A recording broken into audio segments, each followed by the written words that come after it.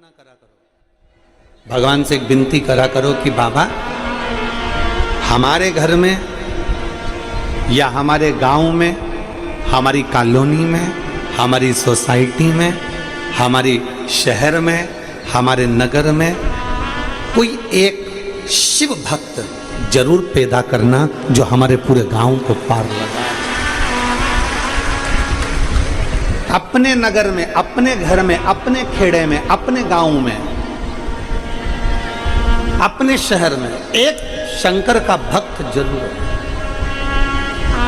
एक शिव भक्त जरूर हो। और मैं धन्यवाद देता हूं आप सभी मेरी बहनों को, मेरी जीजियों को, मेरी बेटियों को, मेरी माताओं को, मेरे भाइयों को, मेरे बेटाओं को मैं धन्यवाद देता हूं। आप रोज शंकर को एक लोटा जल चढ़ाने के लिए जाती हो। केवल अपना अकेले का घर का उद्धार नहीं हो रहा। जब तुम भरा हुआ कलश लेकर मंदिर जाती हो ना, जितने लोग तुमको देखते हैं ना, हमारा हिंदू धर्म शास्त्र कहता है, सनातन धर्म कहता है कि भरा कलश का दर्शन करने से कार्य सफल होता है। भरे कलश का दर्शन करने से कार्य सफल होता है। जब आप रोज अपने घर से भरा हुआ कलश लेकर जाती हो, ना जाने कितने लोग देखते हैं तो उनका दिन मंगलमय होता है। केवल अपना नहीं, सर्वे भवन सर्वे, सब जगत के सुख के लिए, सर्वे भवन्तु सुखिनः, सबके लिए, सब जगत कल्याण के लिए।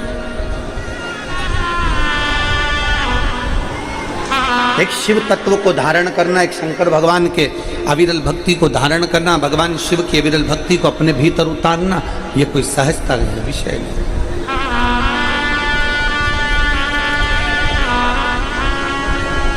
और मैंने तेरे ही भरोसे बाबा, तेरे ही भरोसे हवा बिच उड़ती जावांगी बाबा, डोर हत्तो छड़ीना मैं कट्टी जावांगी भोले मैं तेरी शंभू मैं तेरी हवा बिच उड़ती जावांगी बाबा, डोर हत्तो छड़ीना मैं कट्टी जावांगी।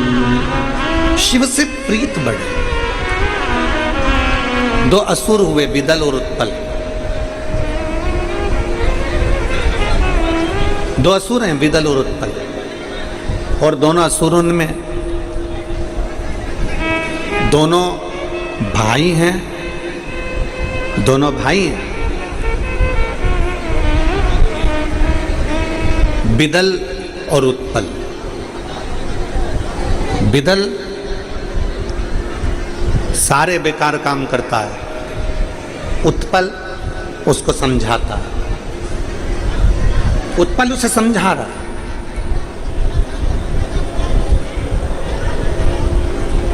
उत्पल उसको समझाने का प्रयास कर रहा है, पर विदल मानता नहीं। बेकार व्यक्ति की संगति व्यक्ति को बेकार बना देती है। एक चरित्र हमने पहले भी कथा में कहा था, आपके स्मरण में होगा। एक कौवा उड़ते उड़ते मानसरोवर पर पहुंच गया। कौवा जब उड़ते उड़ते सरोवर पर पहुंचा, मानसरोवर पर पहुंचा, तो मानसरोवर पर तो हंस ही हंस रहते थे।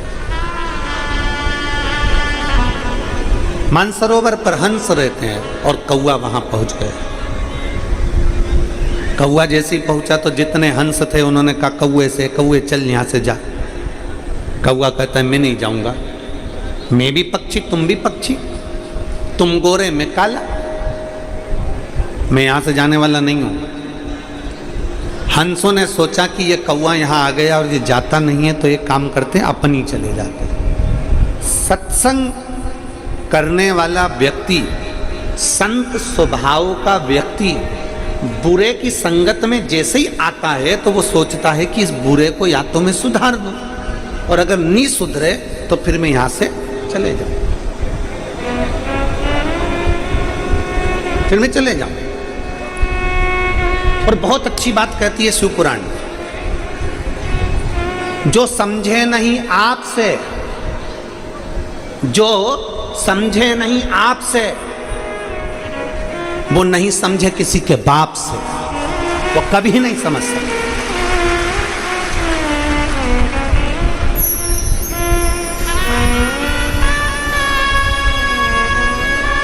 आप उसको नहीं समझा पा रहे हो, आप कितना ज्ञान देते हो। गुरुजी हमारा बेटा गलत संगति में पड़ गया, गुरुजी मेरा पति दारू के नशे में पड़ गया, पत्नी समझा रही, माँ समझा रही, बाप समझा रहा, सब समझा रहा। जो समझे नहीं आपसे वो नहीं समझे किसी के बाप से, फिर तो कोई भी आ जाए वो ना समझ पाए, कोई समझा ले वाला।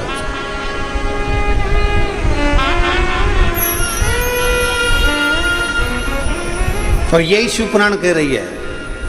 जितने आस्था चैनल पर श्रवण कर रहे हैं, जितने फेसबुक पर कथा श्रवण कर रहे हैं, जितने नांदेड़ की इस पवित्र भूमि पर लाखों की संख्या में पहुंचकर शिव भक्त श्रवण कर रहे हैं, उनसे निवेदन है, अगर शिव महापुराण की कथा आपकी चित्त वृत्ति में अगर एक बार बैठ गई तो तुम्हें फिर दूसरे की सुनने की एक ललकता जो तुम्हारे भीतर है शंकर को पाने की, वो बढ़ जाएगी। फिर तुम इधर उधर भटकोगे नहीं, शिव तत्व की ओर जाने का प्रयास करोगे, एक लोटा जल चढ़ाने का प्रयास करोगे,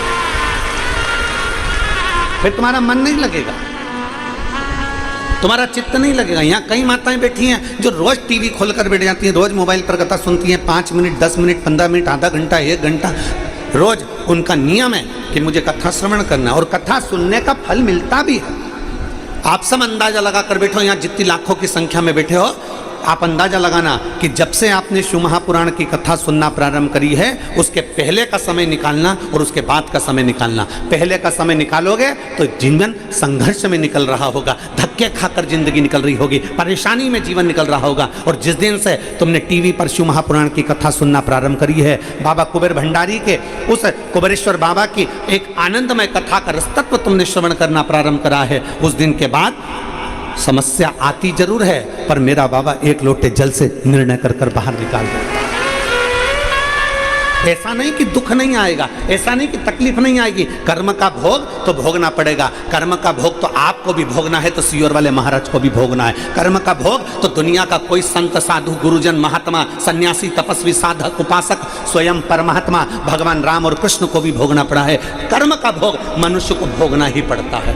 जो करा है, भगवान राम ने छुप कर बाण मारा था, बाली छुप कर मारा था, बाली को जो बाण मारा वो छुप कर मारा, और भगवान राम ने बाण मारकर छोड़ दिया। अगला जन्म भगवान कृष्ण के रूप में जब हुआ तो वही बाली ने छुपकर भगवान कृष्ण के पांव में बाण मारा था। हिसाब बराबर करा है। ये कर्म का भोग तो सबको भोगना है, जो मृत्यु लोक में आया है उसको भोगना पड़ेगा। बस इतना याद रखो कि कर्म का भोग अर्थात समस्या, दुख, तकलीफ, कष्ट, बीमारी सब आएंगे, पर आपका एक लोटा जल चढ़ाते चढ़ाते चढ़ाते चढ़ाते तुम्हें मालूम नहीं पड़ेगा कि तुम्हारी बीमारी कब चली गई, तुम्हें मालूम नहीं पड़ेगा कि तुम्हारा दुख कब चले गया, तुम्हें मालूम नहीं पड़ेगा कि तुम्हारा कष्ट कब चले गया, तुम्हारी तकलीफें कहाँ गई। और जितने लोग कथा सुन रहे हैं आस्था चैनल पर, अपने दिल पर हाथ रखकर विचार करना कि हमने जब से शिव पुराण सुनना चालू करी तब से हमारे जीवन में कितना बदलाव आया है। हमारे